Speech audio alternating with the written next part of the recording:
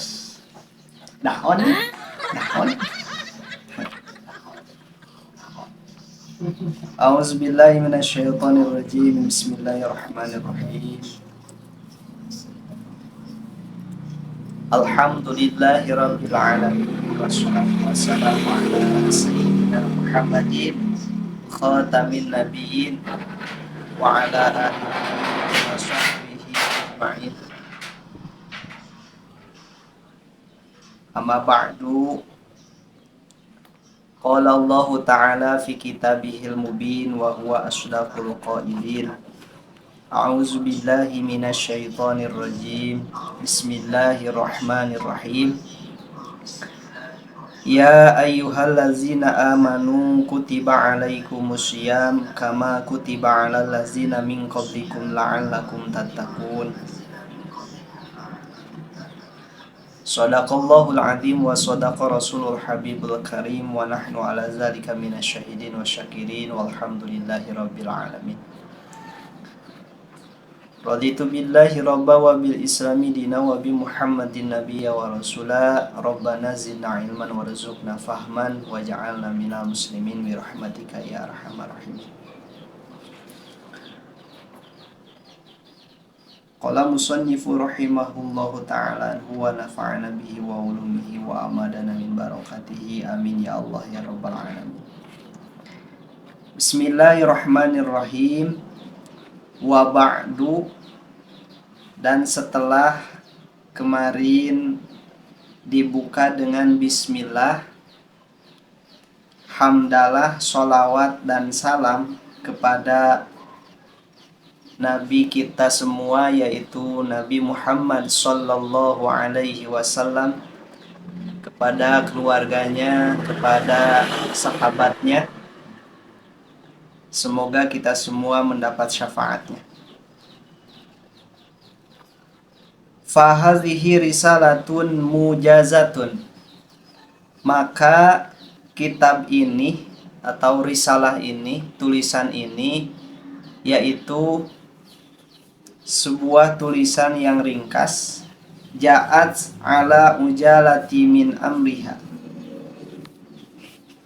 yang datang begitu cepat dalam urusan ini, yaitu tabhasu an ba'di fadailis syiyam, membahas mengenai sebahagian dari fadailus syiyam atau keutamaan-keutamaan berpuasa. Artinya kitab ini nanti akan membahas mengenai puasa. Wa adabihi, dan juga akan membahas mengenai tata krama atau adab-adaban atau akhlak berpuasa. Wa matalibihi wa fawaidihi, dan juga hal-hal yang diinginkan, yang diminta, dan faidah-faidah, serta wasamrotihi, yaitu buah dari kita melaksanakan puasa. Yata'allamu biha al-jahilu wa yatazakkaru biha al-ghafil. Orang bodoh ya tentunya harus belajar terhadap risalah ini. Wa yatazakkaru biha al-ghafil, dan juga orang yang lalai seperti kita tentu juga harus mengingat kepada risalah ini. Wa yatabassaru bihal aqilu, dan juga orang yang berakal tentu harus melihat atau mempelajari terhadap risalah ini. Wa qad kuntu awaddu an absuta fihal abhasa baston syafian, yang mana kata musannif telah meringkas di pembahasan mengenai puasa ini dengan bahasan yang sederhana tetapi membuat kita puas. Wa ubayinu fiha ahkama syiyami bayanan kafian, dan Musannif menjelaskan di dalam risalah ini yaitu hukum-hukum yang berkaitan dengan puasa secara jelas dan menyeluruh, atau bisa kalau dalam istilah akademisi komprehensif ya, bisa dimaknai seperti itu. Ghairu anna waqti lima yattasi' lidzalik,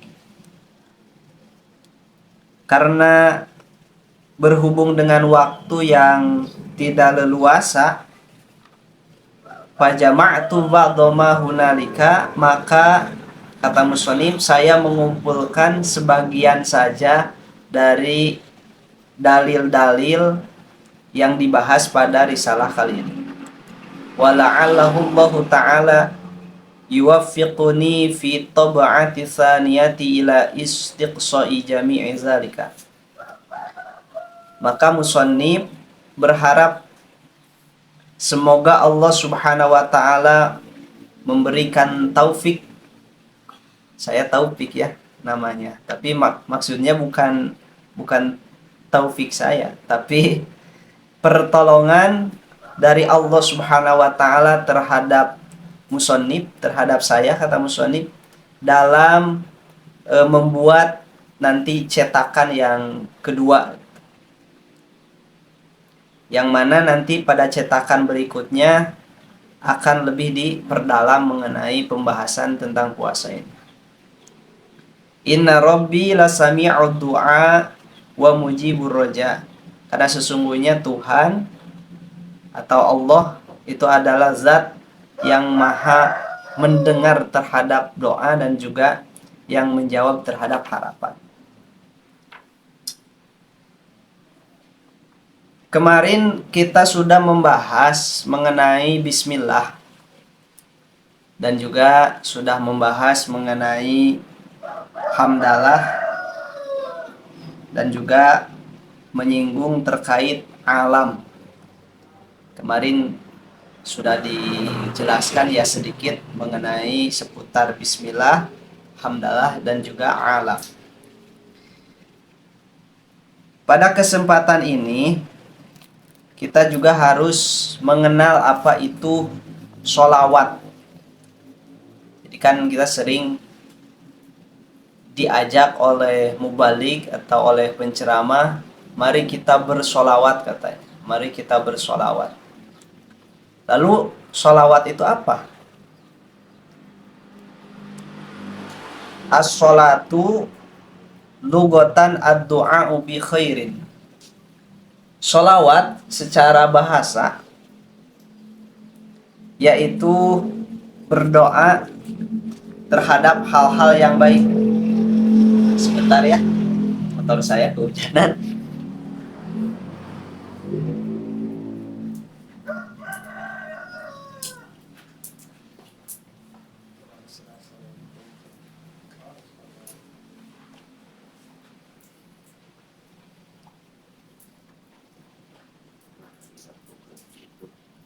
Waalaikumsalam warahmatullahi wabarakatuh.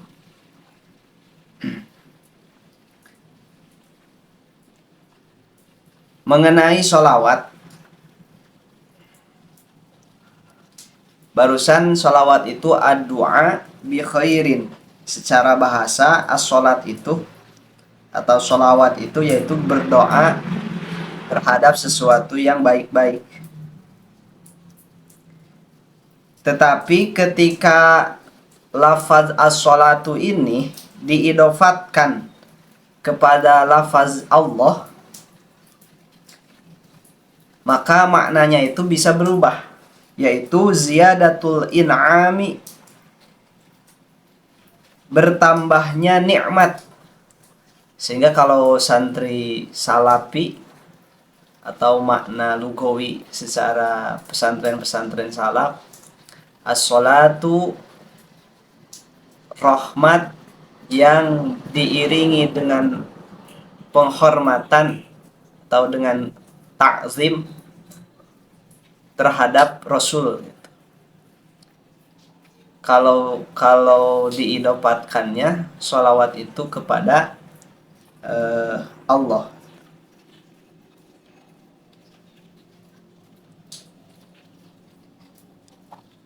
Kenapa? Karena anna sholata minallahi rahmatun. Sholawat itu ketika datangnya dari Allah, baik itu dibacakan kepada siapapun, ya tentu itu menjadi kasih sayang. Sholawat itu berbeda lagi ketika sholawat itu minal abdi, dari seorang hamba atau dari orang yang lebih lemah, maka sholawat itu menjadi doa, menjadi permohonan.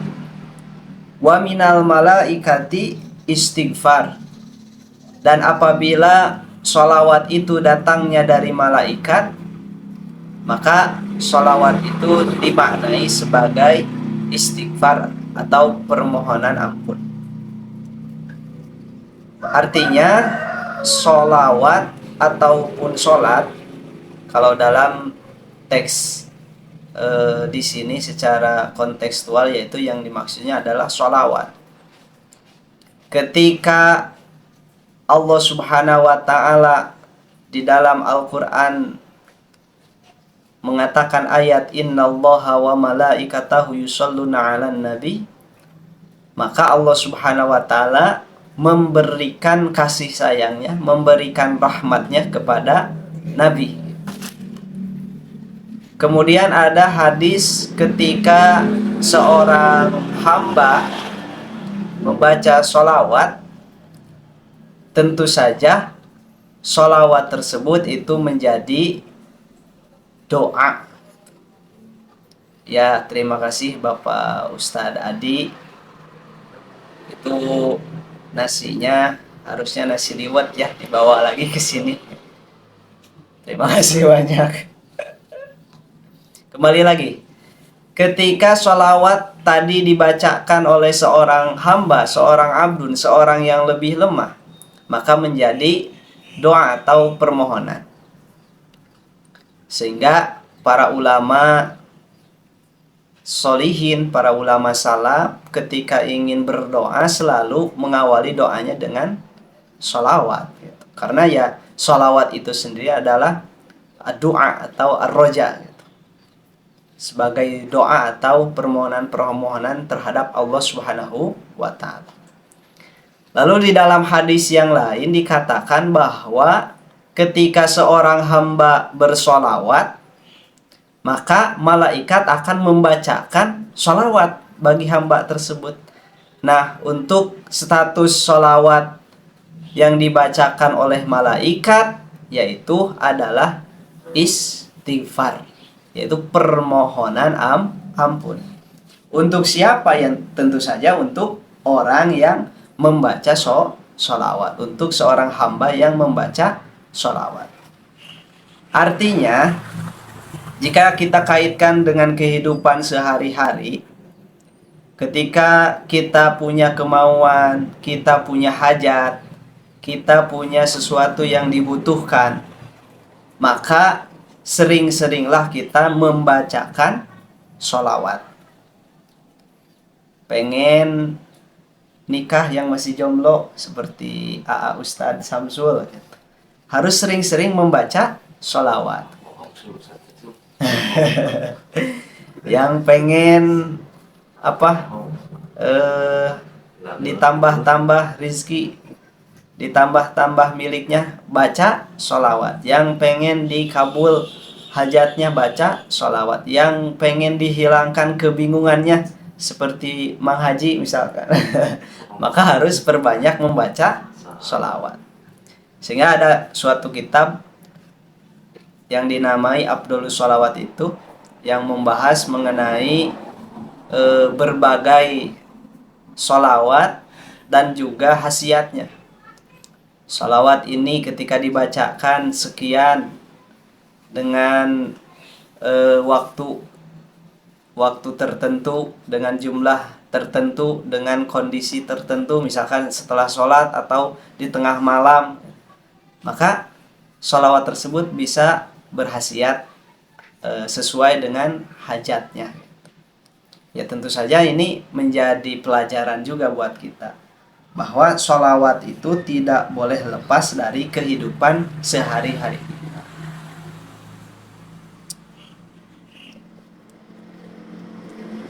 Selanjutnya ada assalam, wassalatu wassalamu. Ada salam. Apa itu salam? Yaitu at-tahiyyatu al-la'iqatu bin Nabi sallallahu alaihi wasallam. Salam itu adalah penghormatan terhadap baginda Nabi Muhammad sallallahu alaihi wasallam.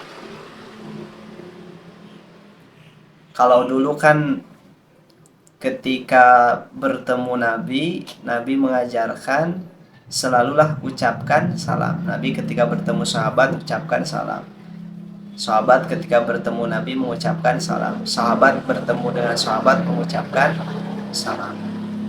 Nah, yang kemudian setelah kita ada di zaman sekarang, ya tentu saja Nabi sudah tidak ada, salam tersebut ya harus tetap dibacakan. Sehingga dalam tradisi orang-orang salih, ketika sehabis sholat atau sehabis berdoa atau bahkan di dalam doa tersebut juga selalu dibacakan salam kepada Nabi Muhammad Shallallahu Alaihi Wasallam.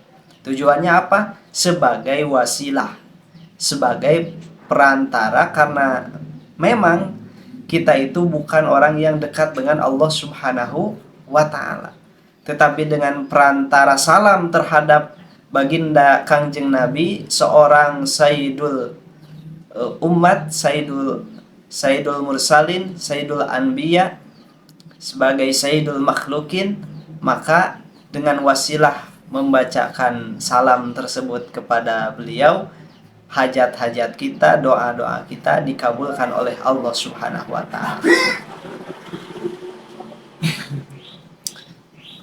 Selanjutnya, setelah tadi dibaca ya terjemahan bebasnya, ternyata di sini Kiai Musonib menulis sebuah risalah tentang asyam ini, yaitu tujuannya membahas mengenai padilah-padilah siam atau padilah-padilah puasa. Nanti juga akan dijelaskan mengenai adab-adabannya bagaimana, terus apa saja yang kita inginkan, yang kita yang kita hajatkan di dalam puasa tersebut. Terus mengenai faidah-faidah kita melaksanakan puasa. Selanjutnya mengenai buah dari kita melaksanakan puasa itu apa. Nanti musonib akan menjelaskannya secara panjang lebar. Sehingga kata musonib, orang yang bodoh harus belajar, orang yang lalai harus mengingat, orang yang punya akal harus meneliti atau melihat terhadap risalah ini.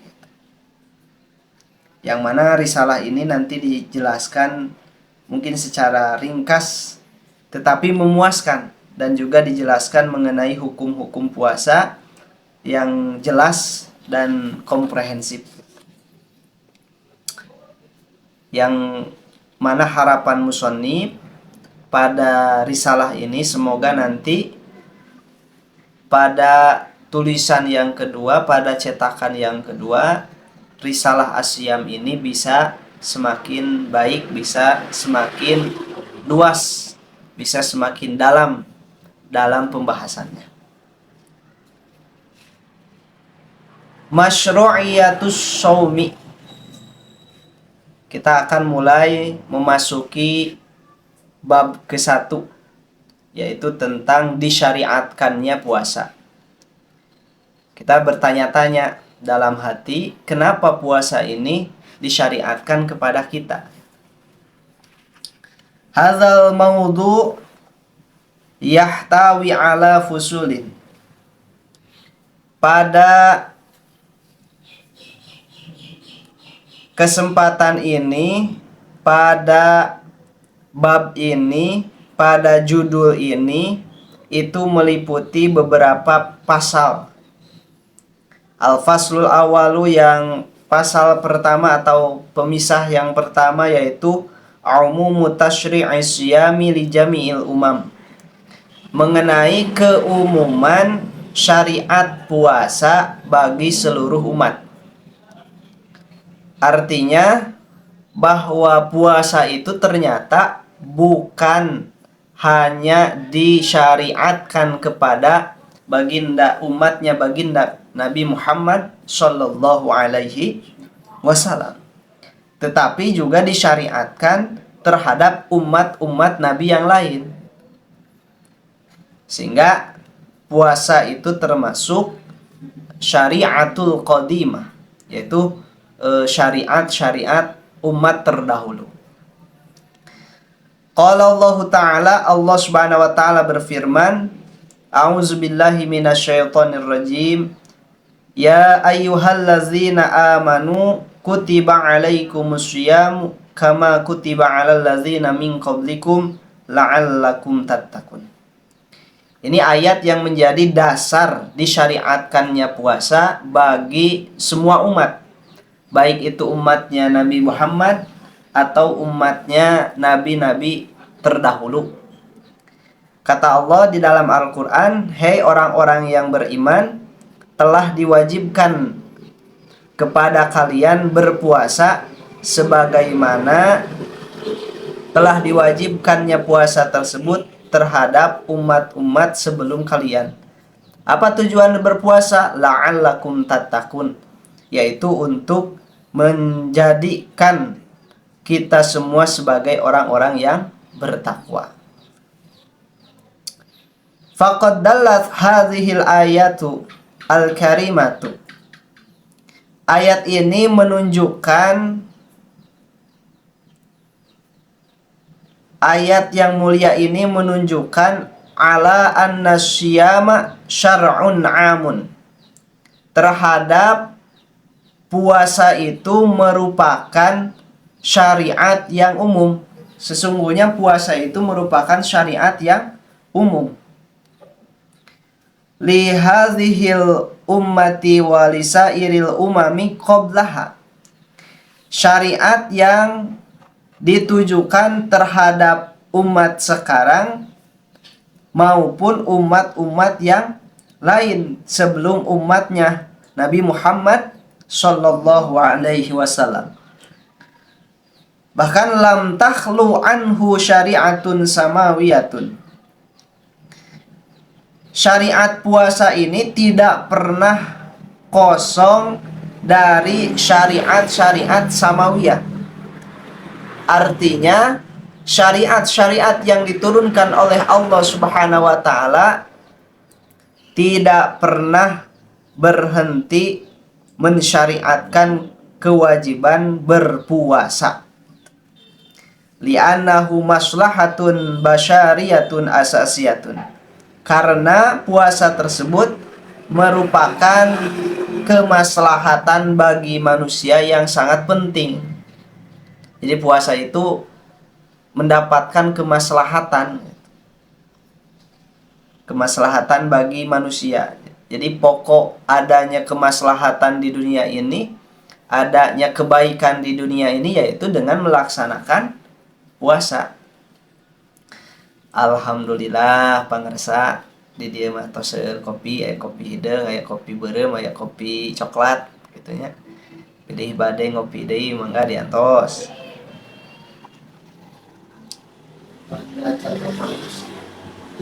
Ya acan teh paus cenah pangersa. Naon paus teh sim kuring mah teu terang. Wa martabatun kamalun samiyatun. Dan juga dengan puasa ini akan meraih kedudukan yang sempurna. Yursyiduna ila hadhil hikmah. Puasa ini akan membimbing kita semua menuju hikmah. Apa itu hikmah dari melaksanakan puasa? Qauluhu ta'ala, firman Allah, la'allakum tattaqun, yaitu ketika orang berpuasa maka akan menjadi orang-orang yang bertakwa. aya gelele kumisna unggul, aduh. Ya tuh bios lah kumis-kumisna lah. Ay la'allakum tabluguna bisyamikum maratibat taqwa. Yaitu maksudnya bahwa dengan puasa ini kalian semua akan sampai terhadap martabat orang-orang yang bertakwa. Luar biasa. Kan dalam khutbah Jumat, setiap khotib yang memberikan khutbah selalu di dalam khutbahnya ada wasiat takwa. Bahkan menurut Syafi'iyah, khutbah yang di dalamnya ada takwa itu menjadi rukun khutbah. Artinya wasiat takwa itu menjadi rukun khutbah. Kenapa? Karena ketakwaan itu sangatlah penting. Ketakwaan itu sangatlah penting. Berbagai amaliyah ibadah yang kita laksanakan kepada Allah, baik ibadah mahdhah, ibadah ghair mahdhah, ibadah fardu, ibadah sunnah, maupun ibadah-ibadah yang lainnya, tentu